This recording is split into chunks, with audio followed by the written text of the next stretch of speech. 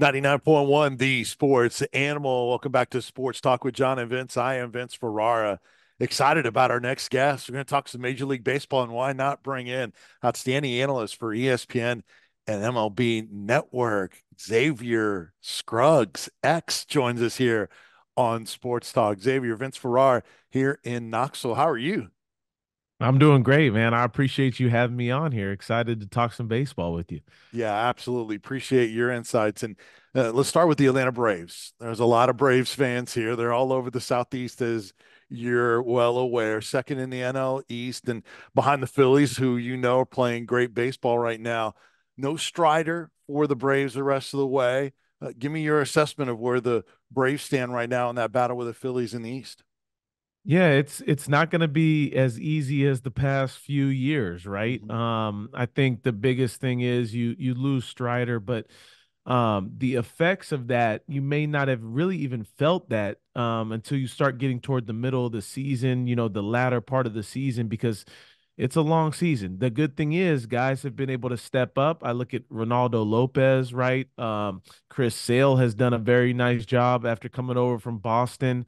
You just want to make sure you have consistency in that rotation, and the depth is going to be tested as well because we know guys go down with injuries and things happen throughout the course of a year. So it's good to see that they've done a decent job, especially without, Ronald Acuna Jr. hasn't got going to the power standpoint in which we've seen in the past. We still expect more out of Matt Olson, and the same thing goes for Austin Riley. So to see where they're at right now tells you a lot about how deep they are as an offense and how well a lot of those guys have started from a starting pitching standpoint.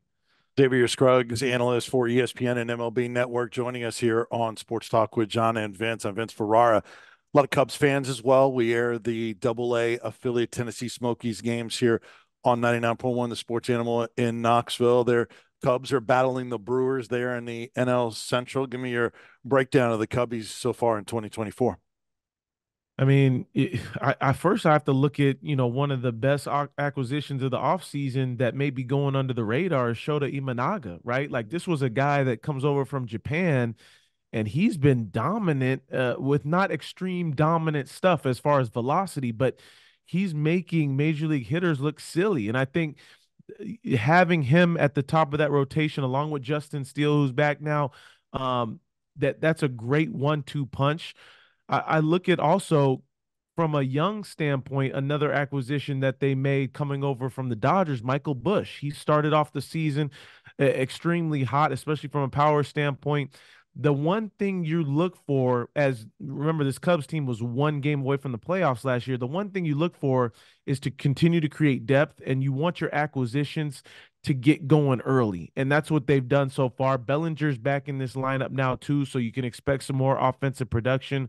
But you want to see guys step up because as long as the season is, you're going to count on more than 25 guys. And I think that's been one of the cool things about watching this Cubs team, who maybe people didn't have as a favorite in the NL Central. There are five former University of Tennessee players in Major League Baseball on rosters right now. A couple of them made their debut this year. Trey Lipscomb for the Nationals, third baseman earlier this year. Jordan Beck, most recently called up by the Rockies as he went through that system pretty quickly. Of course, Nick Senzel, former first round pick of the Reds, now with the Nationals. Garrett Crochet, obviously had his moments, another first round draft pick from the University of Tennessee. And then, of course, veteran Yan Gomes, who's certainly been around the block and has been successful. Just you take a pick on any of those guys that you might have a thought or two on. Yeah, I mean, Garrett Crochet jumps off the page, right? Mhm. Just because of the electric stuff.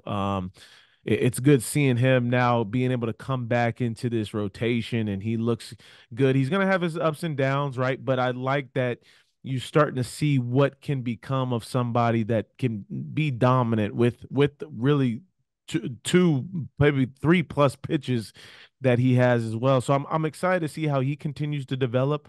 Um, and the same thing goes for Nick Senzel. I like the idea that this is a guy that's had some battles himself, right? Now he finds himself back with an opportunity with the Nats. And I actually just spoke to him a few days ago on my show on MLB Network Off Base. There's a different mentality with him in this Nationals team and the opportunity there, and he's been producing. So it's always good to see guys that go through some ups and downs and maybe go to a different team and find an opportunity to really contribute. Yeah, with as good as the University of Tennessee is right now, there's a lot of guys that will kind of moving through the system pretty quick that you'll get to see in Major League Baseball. So that number, I'm sure, will go up pretty quickly. Xavier Scruggs, analyst for ESPN and MLB Network, joining us talking some Major League Baseball here for a few minutes with us. My co-host John Wilkerson is a big Red Sox fan. He's a longtime voice of Tennessee baseball. He and I call University of Tennessee baseball games, and wondering if you can give him a quick thought or two on the Boston Red Sox and what you see from them this year in the AL East. Yeah, I mean, another one of those teams that's battled a lot of injuries early on, but still from a starting pitching standpoint. And you got to give your hats off to the new pitching coach, Bailey, who's done an amazing job with this staff. He's figured out how to get the most out of them. And I think it's still a team that's still trying to find their identity, but I think you can look to some real bright spots on this roster. When I look at Wilyer Abreu, I mean, he's meant to be a star, right? 24 years old and a guy that understands the strike zone better than a lot of veterans. Tyler O'Neill has come over and brought some thump in the middle of this order. Rafael Devers always doing what he does, one of the best hitters in all of Major League Baseball. But I think now seeing Von Grissom come back after his injury, and you know he's an important piece coming back from that Chris Sale trade. That there's pieces there that give them an opportunity to look at, you know, the AL East will be tough, but I think they'll still be able to compete as long as they stay healthy from a pitching standpoint. And that's easier said than done. But I love what I've seen when I talk about pitching. I love what I've seen from Cooper Criswell. I mean, you talk about somebody that's really come into this rotation on a 1 year deal and taking the most of his opportunity. That there's guys on this roster that are setting the tone as far as an expectation, and I think guys will continue to feed off of that. Love it. Xavier Scruggs from ESPN and MLB Network joining us for a couple more minutes talking some MLB. I was born and raised in Tampa. That's where you live. So I've seen you kind of comment on those new City Connect jerseys and how well the Rays have played in those. Give me your thoughts on outside of that on this Rays team kind of hovering around 500. Yeah, well, first of all, the City Connect jerseys are the best ones I've seen. And that's not just me because I live in Tampa. I actually went to the stadium and I went and saw the jerseys in person, and I wasn't keen on spending $300 to buy me and myself a jersey, my kids a jersey, my wife a jersey, but with the way that it jumped and hit me in the face as far as how cool it was, I was like, I got to do it. And so we ended up getting the jerseys, put the kids' names on them, so they Nice. loved it. When I look at this team, it's different than last year's, right? Last Yeah. year, remember it jumped. They got off to such a hot start from a power standpoint. And we were like, whoa, where'd all this power come from? Because the Rays don't do that. Mhm. That hasn't necessarily been the case, but over the past week, and I don't know, maybe it has something to do with the City Connects. They've done a better job from a hitting standpoint of putting together some better at bats. Randy Arozarena seems to be heating up a little bit more than as cold as he was in the beginning of this season. Isak Paredes is a guy that goes very underrated, but knows how to pull the ball out of the stadium with the best of them. They just got Josh Lowe back as well, so I think pieces coming back here and there. The same thing with Taj Bradley. He's back in this rotation too. I just like we talk about a bunch of these other teams, the health is going to be big for them, um, and them trying to get back to an offense that was really dominant last year. If they can get back towards that, then they can play in that AL East. But when you look at the Orioles and the Yankees from the Rays' point of view, those teams are so far ahead right now from a pitching and an offensive standpoint. You said the word dominant. Paul Skeens is making his debut on Saturday against the Cubs. Just less than a year ago, we saw him dominate college baseball, saw it firsthand. Now he's getting the call up and zooming through the system. Tell me what kind of excitement there is in Major League Baseball circles for Paul Skeens' debut. Yeah, this is the most exciting, most anticipated debut of a starting pitcher since Steven Strasburg. And we Oh. remember Steven Strasburg went straight from San Diego State straight to the league. Mhm.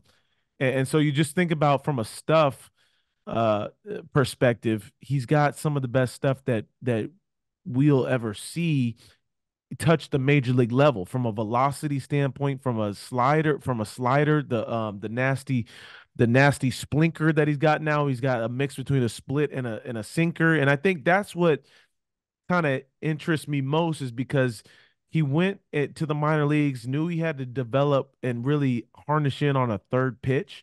And he's done that so far because you think about it at LSU, he's only got to really use the fastball that's going to overpower most people in the slider. But he knows pro ball, major league hitters, you got to develop a third pitch. He's done that now. He's dominated the AAA level. And he's the future of the Pirates. Like they're building a strong rotation there. And I think when you look at this team trying to make some noise in the Central and hope and be a hopeful playoff team, him, Jaron Jones, Mitch Keller, like those guys are the future of this rotation. Give Xavier Scruggs a follow on Twitter or slash X at his name. And then also you can check him out on Apple Plus, Diamondbacks, Orioles, Royals, Angels, those upcoming assignments, and of course on MLB Network as well. Xavier, really a pleasure to talk to you. Thank you so much. Hopefully we can do it again a little bit later in the season. We appreciate you. No, thanks so much for having me. Let's do it again soon. All right, sounds good. Thank you so much. That is Xavier Scruggs from ESPN and MLB Network. I'm Vince Ferrara. This is Sports Talk 99.1, the Sports Channel.